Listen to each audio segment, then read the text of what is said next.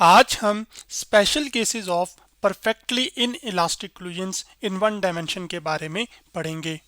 इससे पिछले लेक्चर में जो कि in elastic collisions in one dimension था, इसमें हमने ये जाना था कि in elastic collisions in one dimension का मतलब ये है कि आपके पास एक ही डायरेक्शन में अगर दो चीज़ों के दरमियान कोलिजन हो तो ऐसे कोलिजन्स जिनके अंदर मोमेंटम कंजर्व रहे लेकिन काइनेटिक एनर्जी कंजर्व ना रहे, उन कोलिजन्स को हम इनइलास्टिक कोलिजन्स कहते हैं। फिर हमने उसका एक स्पेशल सिनेरियो देखा था जिसको हम कह रहे थे perfectly inelastic collisions. Perfectly inelastic collisions में क्या होता था कि एक ऑब्जेक्ट जैसे कि पीछे से जो कार है वो अगली कार को आके टकराती है, तो उसके बाद ये टकराने के बाद आपस में जुड़ जाएं, तो इस तरह का ये जो कोलिजन होता है इसको असल में हम कहते हैं परफेक्टली इन इलास्टिक कोलिजन।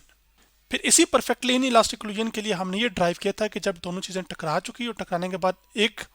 साथ जुड़ गई तो इनकी जो वेलोसिटी है वो कॉमन हो जाती है, और वो जो कॉमन वेलोसिटी है वो हमारे पास निकल कर आई थी। यहाँ पर ये एक्सप्रेशन उसका निकल कर आया था। अब आज हम इसी एक्सप्रेशन को मद्देनजर रखते हुए और जो है वो सिनेरियोज को बिल्ड करेंगे और वहां से जो स्पेशल केसेस हैं परफेक्टली इन इलास्टिक कोलिजन्स के उनको देखेंगे। तो स्पेशल केसेस को स्टडी करने के लिए हमें जो इंपॉर्टेंट डेटा यहाँ पर चाहिए था वो मैं आपके सामने ले आया हूँ, जिसमें बिफोर कोलिजन आपके पास ये कार ए है, ये कार बी है। जो पहली कार का मैस है उसको हम एम ए से रिप्रेजेंट करें, जिस वेलोसिटी के साथ वो मूव कर रही है वो वी ए है। जो सेकंड कार है उसका मैस एम बी है और जिस वेलोसिटी के साथ वो शुरू में मूव कर रही है वो वेलोसिटी बी है, वी बी है। तो टकराने के बाद दोनों आपस में जुड़ जाती हैं तो इनकी वेलोसिटीज आप इसकी वेलोसिटी कॉमन हो जाती है जो कि हमने वी से रिप्रेजेंट की हुई है। और ये हमारे पास असल में फाइनल एक्सप्रेशन इसका निकल कर आया था जो कि हमने law of conservation of momentum का इस्तेमाल करके कैलकुलेट किया था। अब जो स्पेशल केसेस हैं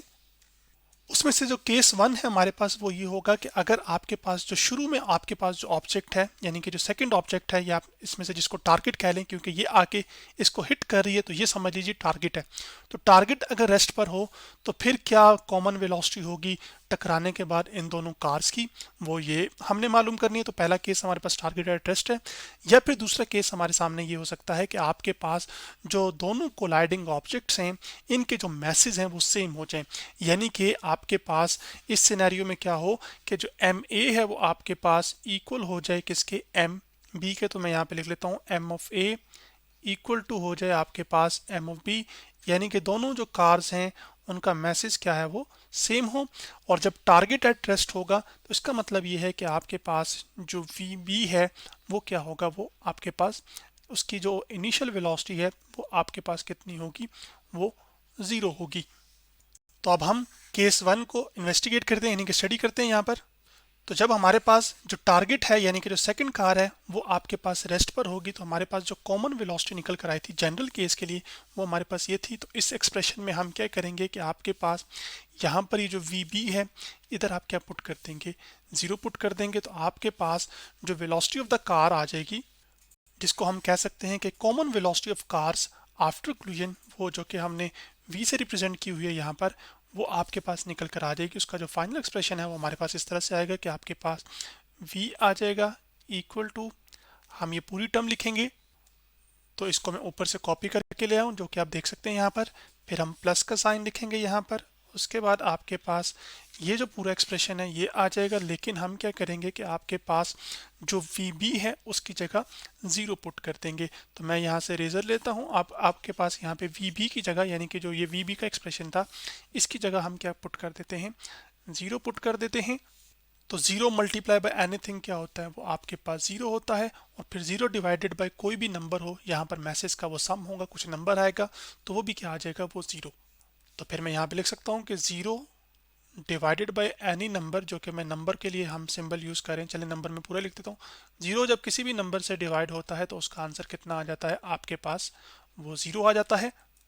तो हमारे पास जो वेलोसिटी आ जाएगी कार की वो आपके पास, या कार्स की टकराने के बाद जब एक गाड़ी रुकी हुई हो जिसको हम टारगेट कह रहे हैं वो रुकी हुई हो, जबकि दूसरी उसको आके पीछे से स्ट्राइक करे, तो उसकी जो वेलोसिटी है कॉमन वेलोसिटी टकराने के बाद वो आपके पास इस एक्सप्रेशन से मालूम हो जाएगी, जिसमें आपके पास टकराने के बाद दोनों कार्स आपस में क्या हो जाएंगी, वो जुड़ जाएंगी। तो एम ए प्लस आपस में यहाँ पे आ जाएगा फिर एम बी, जिसको मैं थोड़ा सा एक्सटेंड कर लेता हूँ, और साथ आपके पास ये जो एक्सप्रेशन है, और साथ यहाँ पर आपके पास जो वी ए है वो आप इधर राइट साइड पे भी करके लिख सकते हैं जो कि मल्टीप्लाई हो रहा है, या फिर आप ऊपर इस न्यूमरेटर के साथ ही मल्टीप्लाई करके लिख लें, जैसे एक साथ, वो कोई इशू नहीं है। तो ये हमारे पास एक फाइनल एक्सप्रेशन आ चुका है। अब इसी केस की हम एक एनिमेशन भी देख लेते हैं। जैसे इस एनिमेशन में जो कि मैंने fed.colorado.edu की वेबसाइट से ली है, जिसमें हमारे पास कार्स की बजाय आप बॉल्स ले लें, या बॉल्स के सिनेरियो में हम देख रहे हैं अभी फॉर एग्जांपल, तो आपके पास ये पहली बॉल है, ये दूसरी बॉल है। अभी हम ये मान रहे हैं कि ये जो बॉल है ये हमारे पास रेस्ट पर है, तो इसकी जो वेलोसिटी है वो 0 होगी। तो अब आपके पास पीछे से जो कार आएगी ये इसको आके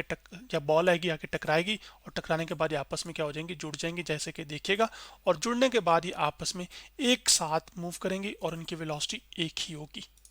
और वो वेलोसिटी हम इससे मालूम कर सकते हैं कि पहली कार का आप मैस पुट कीजिए डिवाइडेड बाय दोनों कार का जो मैसेज हैं उनका सम कीजिए, और जो इनिशियल वेलोसिटी है पहली कार की उसके साथ उसको मल्टीप्लाई कर दीजिए। तो जो कॉमन वेलोसिटी होगी हमारे पास टकराने के बाद जिसमें जुड़ जाएंगी, वो निकल कर आ जाएगी एक ऐसे केस के लिए जिसमें आपके पास ये जो पहली कार सेकंड कार है सॉरी, ये क्या हो, रेस्ट पर हो। इसी तरह ये केस आपके पास दूसरे तरीके से भी सिंप्लीफाई हो सकता है, यानी कि अब ये हो कि आपके पास ये जो दूसरी कार है ये मूव कर रही हो और जो पहली है वो रेस्ट पर आ जाए, तो दूसरी कार फिर पहली कार को तभी टकराएगी अगर ये पहली कार इधर मौजूद है, तो फिर दूसरी कार को बाएं जाने मूव करना पड़ेगा। अदरवाइज फिर ये होगा कि जो पहली कार है ये भी दूसरी कार से फिर अगली जगह पर होनी चाहिए, या कहना चाहिए कि आगे मौजूद होनी चाहिए, तभी तो आपके पास जो पीछे से कार आ रही होगी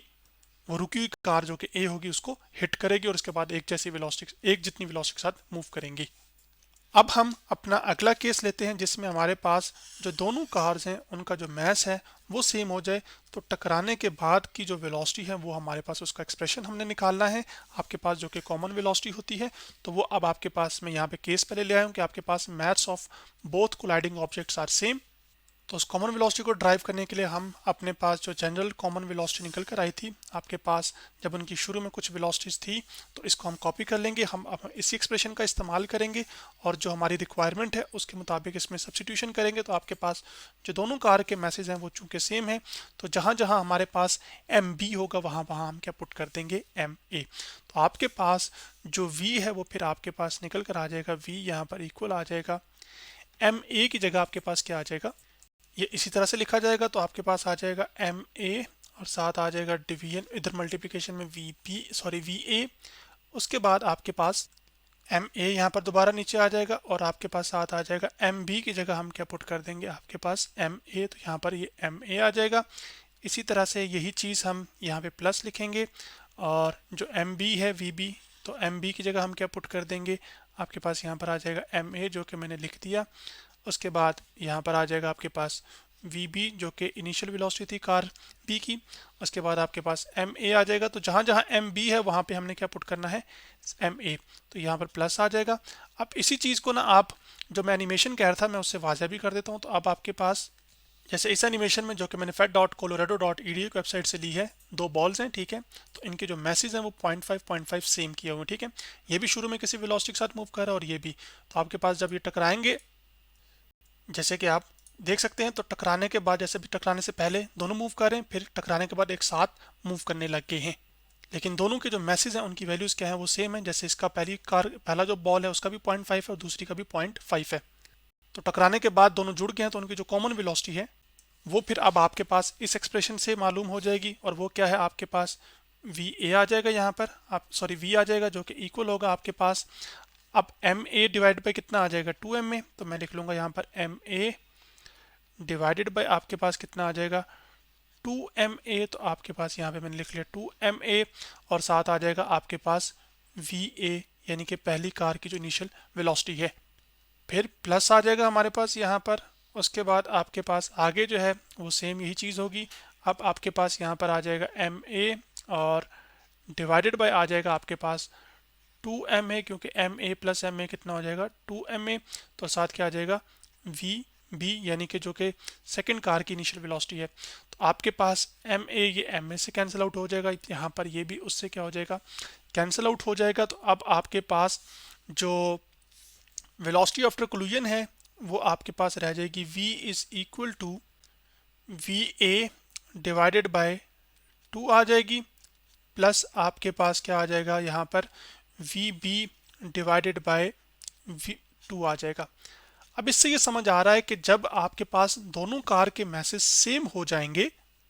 तो टकराने के बाद आपके पास जो जो इनकी इनिशियल वेलोसिटीज थी कार की,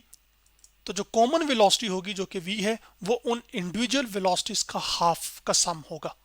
जबकि हाफ का सम होने का क्या मतलब है, वी ए बाई टू का क्या मतलब है कि पहली कार की जो इनिशियल वेलोसिटी थी उसको 2 पे डिवाइड कर दें, फिर आपके पास जो सेकंड कार की इनिशियल वेलोसिटी थी जो कि वी बी थी उसको 2 पे डिवाइड कर दें। तो अगर पहली जो कार थी वो आपके पास मान लीजिए कि 30 मीटर पर सेकंड के साथ आ रही थी, जो कि मैं वी ए कह रहा हूँ फॉर एग्जांपल 30 मीटर पर सेकंड है, और जबकि जो वी बी है वो आपके पास लेट्स से वो आपके पास यहाँ पर वो 60 या हम कह लेते चलें 15 है मीटर पर सेकंड, तो आपके पास क्या आ जाएगा कि इनका हाफ करना पड़ेगा, तो जो कोलिजन के बाद वेलोसिटी हो जाएगी आपके पास कॉमन वेलोसिटी वो क्या आ जाएगी आपके पास वी ए बाई टू। तो 30 को आप 2 पे डिवाइड करेंगे तो कितना आएगा, चलें यहाँ पे मैं कर भी देता हूँ, 30 डिवाइड बाई आप 2 करेंगे तो वो 15 आएगा, बाद में हम कर लेंगे, और 15 को आप 2 पे डिवाइड करेंगे तो क्या आ जाएगा वो आपके पास 15 डिवाइड बाई 2 यहाँ पर। तो 30 को जब आप 2 पे डिवाइड करेंगे तो वो कितना आ जाएगा, वो असल में आ जाएगा 15, और प्लस जब आप 15 को 2 पे डिवाइड करेंगे तो वो आ जाएगा 7.5, और 15 को जब आप 7.5 में ऐड करेंगे तो वो 22.5 मीटर पर सेकंड आ जाएगा, जो कि 30 और 15 का क्या है, 13 और 15 को आप ऐड करें तो उसका ये हाफ बनता है, और 2 पे डिवाइड भी करना है क्योंकि 30 प्लस 15 कितना होगा 45, और 45 को 2 पे डिवाइड करेंगे तो आपके पास क्या आ जाएगा 22.5। तो जब मैसेज सेम होंगे तो आपके पास क्या बनेगा कि आपके पास ये एक्सप्रेशन जो है वो इस तरह की फॉर्म भी इख्तियार कर लेगा, जिसको मैं लिख देता हूँ कि आपके पास वेलोसिटीज का आप सम कर दीजिए, यानी कि यहाँ पे 2 एलसीएम आ जाएगा इन दोनों का, और उसके बाद ऊपर सम आ जाएगा तो V A plus V B, यानी कि जो दोनों की इंडिविजुअल वेलोसिटीज थी उनको आप जमा कीजिए और 2 पे डिवाइड कर दीजिए, तो वो असल में कॉमन वेलोसिटी हमारे पास कोलिजन के बाद निकल कर आ जाएगी, जो कि जो फास्ट मूविंग कार होगी उससे तो कम होगी, लेकिन जो स्लो मूविंग कार है उससे ज़्यादा होगी। जैसे वी ए 30 मीटर पर सेकंड थी जो कि वी से कम है, सॉरी ज़्यादा है, जबकि जो वी बी है जो कि स्लो मूविंग कार थी उसकी वेलोसिटी कॉमन वेलोसिटी से क्या है वो कम है, जो कि अब 22.5 मीटर पर सेकंड है।